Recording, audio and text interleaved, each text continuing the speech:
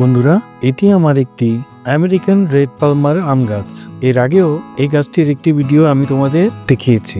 ওই সময় আমি বলেছিলাম আম গাছে মুকুল আনার জন্য অবশ্যই আম গাছে পানি কম দিতে হবে।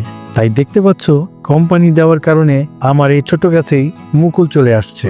এখন যেহেতু মুকুল চলে আসছে, তাই আম গাছের গোড়ার মাটিতে আমি কলার খোসা পচা তরল সার প্রয়োগ করেছি।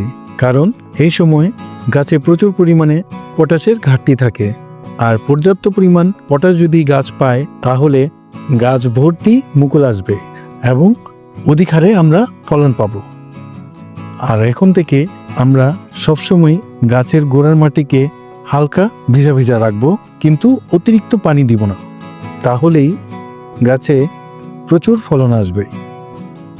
আমার এই ভিডিওটি ভালো লাগলে আমার সাথেই থাকুন, আমার ইউটিউব চ্যানেলটিকে সাবস্ক্রাইব করে রাখুন, আর অবশ্যই বেল আইকনে ক্লিক করে রাখুন, তাহলে নতুন কোনো ভিডিও আসলে অবশ্যই আপনাদের কাছে পৌঁছে যাবে।